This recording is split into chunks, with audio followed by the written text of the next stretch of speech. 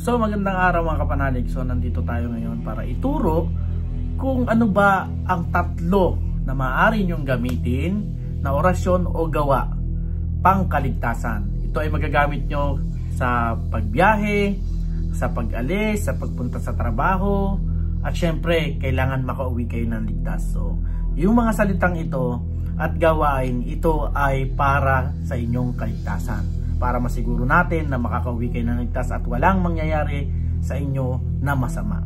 So narito ang tatlo na maaari nyong gawin at salitain o orasyonin para sa inyong kaligtasan. Sa mga kapanalig, ang una nga dito ay hindi siya orasyon. Ito ay senyales, no? Kapag kayo bago umalis ng bahay, nasa loob pa kayo ng bahay before kayo umalis, ang gagawin ninyo ay simple lang. Itong kanan ninyong kamay, or kahit kaliwa po pwede. Itong kanan ninyong kamay, kung makikita nyo to, itong inyong pulsuhan dito, ididikit nyo ito dito sa inyong noo na nakaganyan. Tapos tititigan nyo to. Yan, tititigan nyo yung inyong pulsuhan. Siyempre pag tinitigan nyo yan, liliit yan. No, kung halimbawa ganyan kakapal yan, magiging dalawa na lang ang size niyan kapag tinitigan nyo. So kapag yan po ay nakikita nyo na magkadikit pa rin, kumbaga hindi siya naputol, ibig sabihin safety, pwedeng umalis. Pero pag yan po ay tinitigan nyo at putol po yung inyong pulsuhan, ay wag na po kayong umalis dahil may nagbabadyabong panganib na po pwedeng mangyari sa inyo. Kaya bago kayo umalis, siguraduhin nyo na titignan nyo muna yung inyong pulsuhan. Ito po ay para lang sa mga gustong at naniniwala para sa kaligtasan nila. So mga kapanalig, narito naman ang ikalawa sa ating tatlong pag-uusapan ngayon. Ang ikalawa ay orasyon, no? Sa bagay, hindi naman siya masasabing orasyon talaga. Ang orasyon niya ay maikli lang, pero Tagalog yung kasunod. So maikli lang to, tatlong salita lang din to. Bago kayo umalis ng bahay, nasa harap na kayo ng pinto, ito ay inyong sasambitin. Diyos kitang iiwan. So pag sinabi mong Diyos kitang iiwan, aalis ka, siya ay Diyos. Diba? So kahit saan ka magpunta, Diyos pa rin siya. Diyos kitang patutunguhan. So pupunta ka pa doon, Diyos pa rin siya.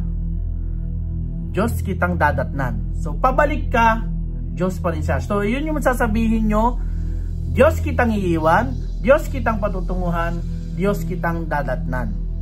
Pagkatapos po nyan ay tatlong takad sa paa. Ibig sabihin, tatlong tadyak sa lupa. Tapos ang unang iahakbang nyo palabas ng pinto ay ang inyong kanang paa. Yun po ay pangkaligtasan sa inyong paglalakbay o pag-alis ng bahay para siguraduhin kayo makakabalik ng maayos at walang mangyayari o magbabadya ng masama sa inyo. At narito naman ang ikatlo mga kapanalig na ating pag-uusapan. Ito naman ay magagamit mo sa paglalakbay din. Halimbawang ikaw ay may sasakyan or kahit sasakay ka lang sa mga jeep, sa bus, o sa kotse, sa motor, sa kahit saan. Ito ay sasambitin mo bago ka umalis. No? Or kahit na kung ikaw ay pasahero lang, habang tumatakbo yung bus or yung kung anumang sasakyan, ay banggitin mo ito ng 3 ulit at siguradong ligtas ka na sa iyong biyahe. Ang salita ay Verbo, Jesucristo, Jesus Impasi. So 3 beses nyo pong ulit-ulitin yan, tapos ibubugan nyo sa daan. Halimbawa, Verbo, Jesucristo, Jesus Impasi, 3 beses, tapos papunta dun sa daan. Kumbaga kahit may salamin yan, okay lang, basta papunta. Kumbaga hahawiin niya yung lahat ng panganib na po pwede mo madaanan para maging safety ka sa iyong pupuntahan at sa iyong paglalakbay sa pagbiyahe. So yun lang mga kapanalig. Maraming salamat. Para sa mga gusto na may pag-usapang ibang topic, i-comment nyo lang dyan sa baba kung ano yung mga gusto nyong orasyon or malaman sa mga salita, at susubukan ko pong gawa ng video. So mga panalig, para sa mga gusto, mag-subscribe po kayo, follow po kayo dito, at gagawa pa tayong mga video na po pwede ninyong matutunan at magamit sa pang-araw-araw. Maraming salamat po.